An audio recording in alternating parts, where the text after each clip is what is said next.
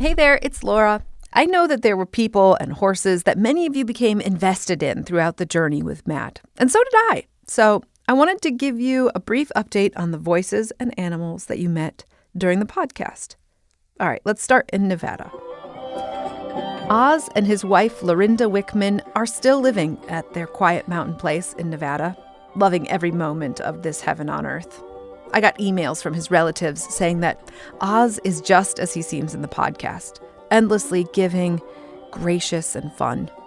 Oz sent me and Matt a video of himself on New Year's Eve dancing on the porch, cowboy hat and boots on, holding a mason jar of something delicious in his hand, surrounded by mountains.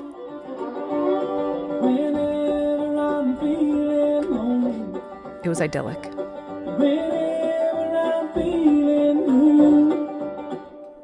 Down the way from the Wickman's place, Wayne Hage died in 2006. Wayne Hage Jr., his son, lost the ongoing legal battles over grazing rights and appears to have sold Pine Creek Ranch a couple years ago. And 2003 was a big year for Tanith Martinez in Hot Creek. That summer I had was quite tremendous, and it's definitely one I'll never forget, for sure. She made two major connections that year. She met her best friend, and she was reunited with a college friend who would become her husband. They live in Colorado with their kids, and Tanith is a pilot that flies air tours over the Rockies. I fly a Cessna 182. It's just a small little four-seater. I would love aviation, but I wanted to be a mom. I wanted to have a traditional home and do mom stuff. On to Utah. Ole Lindgren in Anemone, Utah, still leads long rides, hunting expeditions, and tours of the vast expanses around his property.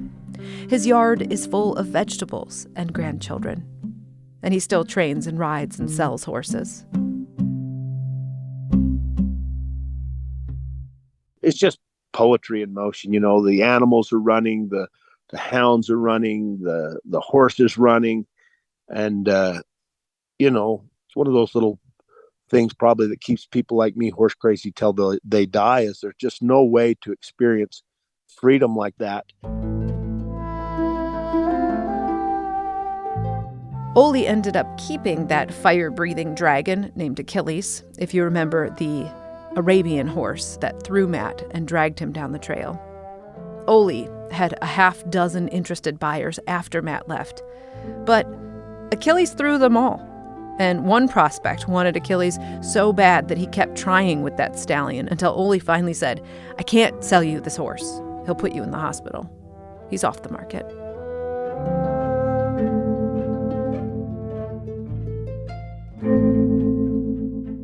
It ended up, I remember riding Achilles over the far divide one day and looking down at him and saying, fate has come this far with both of us. You might do the same thing to me you've done to everyone else, but apparently you're going to be my horse because nobody in this whole world likes you but me. You're just too deadly. I had some really sublime moments with that horse, though, so.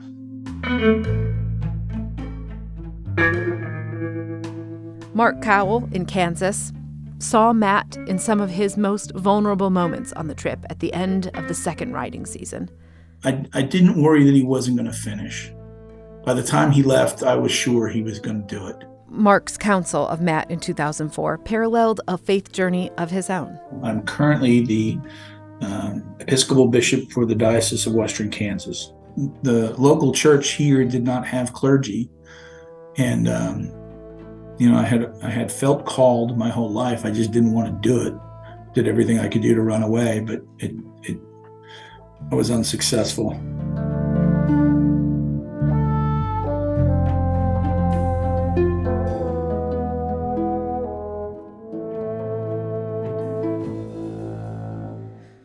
Photojournalist John Nowak left Kansas and journalism, though he's still a professional photographer.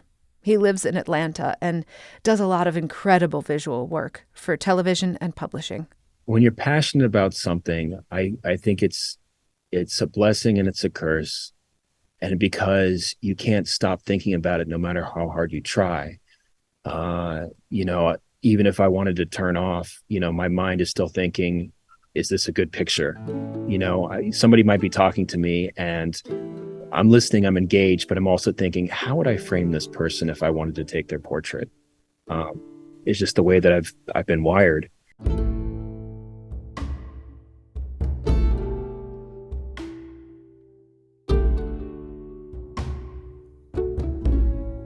Cliff Stabner, the former New York City firefighter who rode with Matt the final stretch, he still lives in Delaware.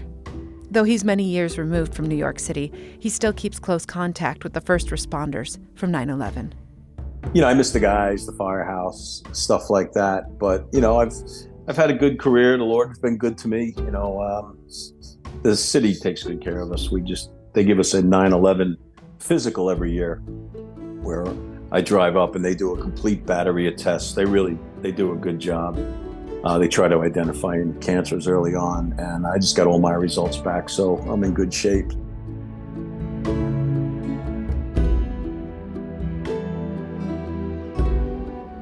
Todd Bruther, who in many ways literally saved Matt's expedition, maintains a catalog of memories of his own from 2005. Visiting the Amish farm in Ohio was so singularly unique and visceral. They had a table that was probably 15 to 20 foot long and chairs all the way around it. And these Amish ladies were making what we know as Little Debbie cream pies. But they had baked homemade oatmeal cookies. And they were spreading this cream on them, making these sandwich cookies. And they were probably the best thing I'd ever eaten. Todd sold the farm and left Indiana not long ago. He left his days as a horseman for the Gulf Coast of Florida, navigating waterways on his boat. Relaxing and fishing, swimming in a pool.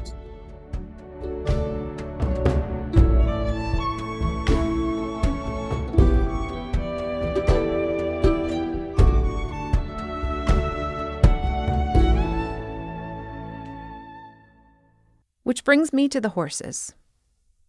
Todd sold Handsome Larry several years ago after many years barrel racing and trail riding with Todd's daughters. Handsome Larry was purchased by a farmer named Chris. Chris loved the way that this horse looked, and so did his granddaughter.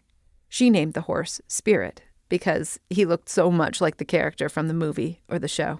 Yeah, he's definitely a good horse. My granddaughter she just turned 5. Her name's Luna. And I've had her on that horse since she was 2 years old. Handsome Larry, or Spirit, is still alive and well, living with Chris in semi-retirement, available for trail rides with Chris's granddaughter. Yeah, he's basically like a puppy, And honestly, if I'm walking just down the road in front of him, he'll just follow me wherever I go.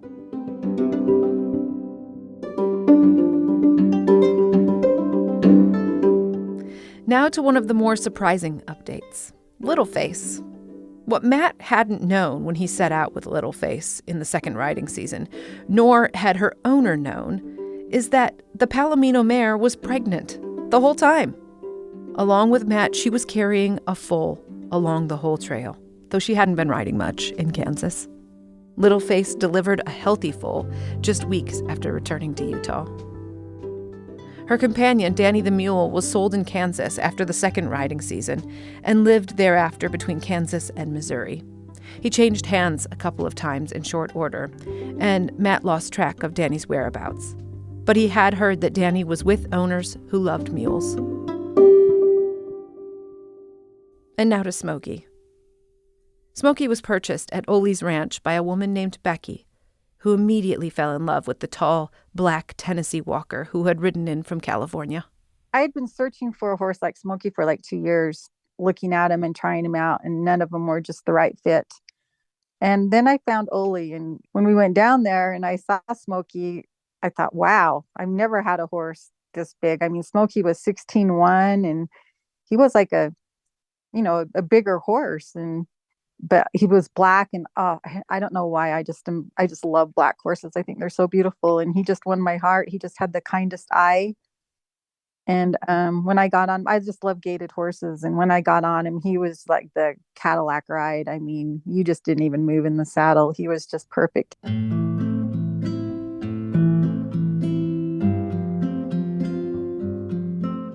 We have pasture. And they have shelter, and he had his best buddy friends that he hung out with.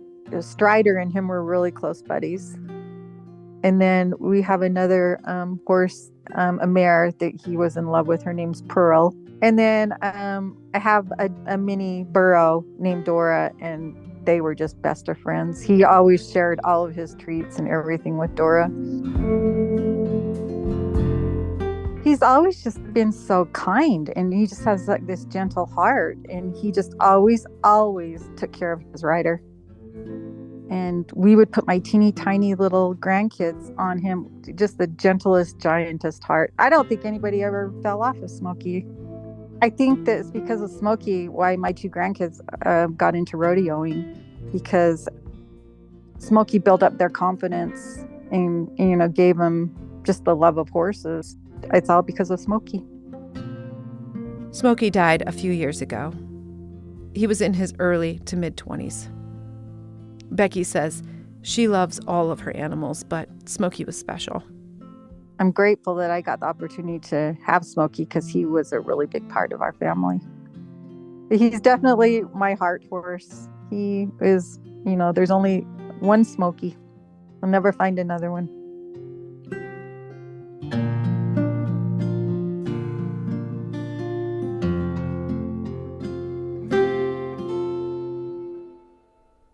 And finally, there's Silver. This is a more complicated update. I'm really overjoyed to tell you that he's reportedly still alive and living in Michigan. But that's all I know. What we do know is that Silver fully recovered from his grievous injury in Ohio. After some time, you couldn't even see the scar beneath his slick fur coat. He remained Matt's companion for several years in Ann Arbor, but Matt's body was hurt in many ways from the long trail, and riding was just not comfortable. On top of that, Matt was building a career, first in graduate school and then in the working world, and he wasn't able to see Silver as often or work with him in Ann Arbor. And because of these things, Matt decided it made sense to place Silver with a family that was able to engage him more often and more directly. Matt adopted Silver out through an equine sanctuary where he was boarding the Appaloosa at the time. It wasn't a direct sale, so he doesn't have contact with the new owners, who just weren't interested in being part of this podcast. And that's okay. Silver is their horse now. He's theirs. And anyway, Silver's former vet assured Matt and his family that Silver is healthy and well. He's in his late 20s or early 30s. A nice old age for a horse.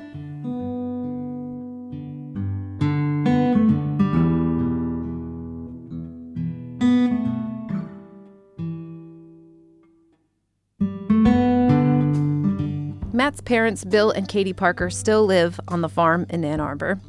Matt and his brother Chris have been working to rehab their giant old red barn and convert it into a bar and grill as this agricultural community pushes against the expanding city. After many years living in Los Angeles, Matt returned with his wife to Ann Arbor. They have 2 small children, and Matt is a managing director at a higher education tech company.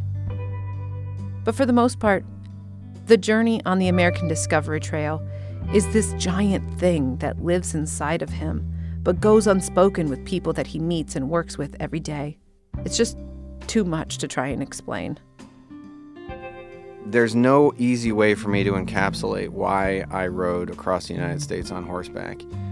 When I tried to explain to them what I was doing, most people then, as now, were thinking, are you doing it to raise money for curing a disease? Are you doing it for some other reason to raise awareness, for the ADT, for example? Are you doing it to get famous? It was none of those things.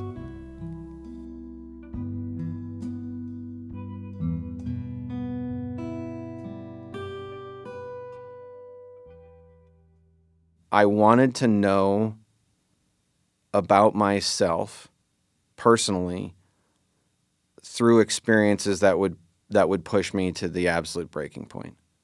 I wanted to know where my limits were, and I did that.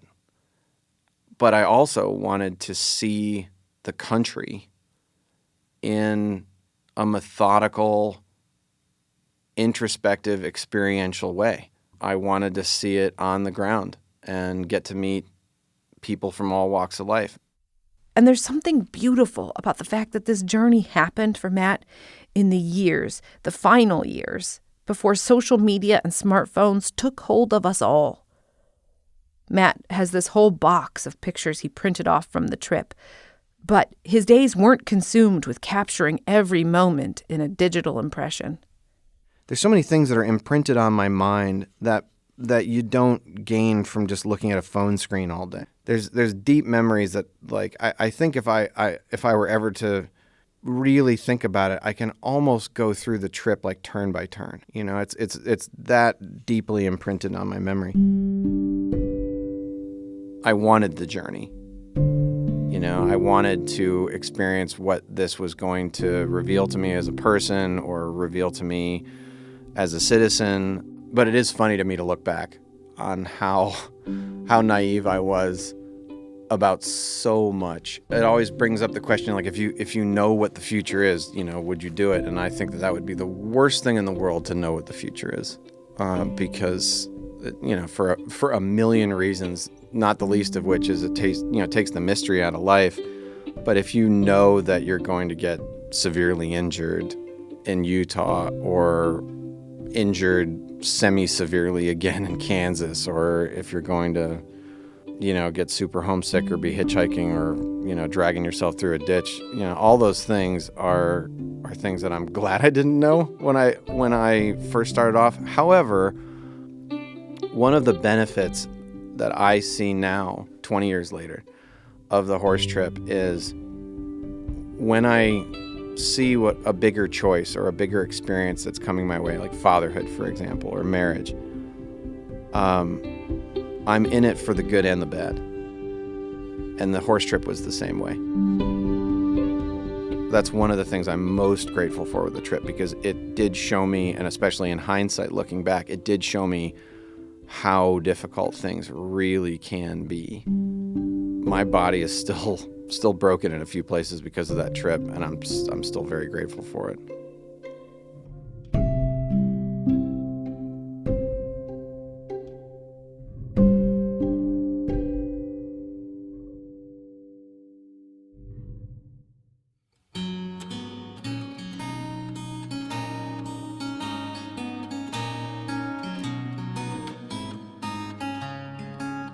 Because of Rite of Passage, I was able to write the American adventure story that I had in my heart and in my head and in my gut.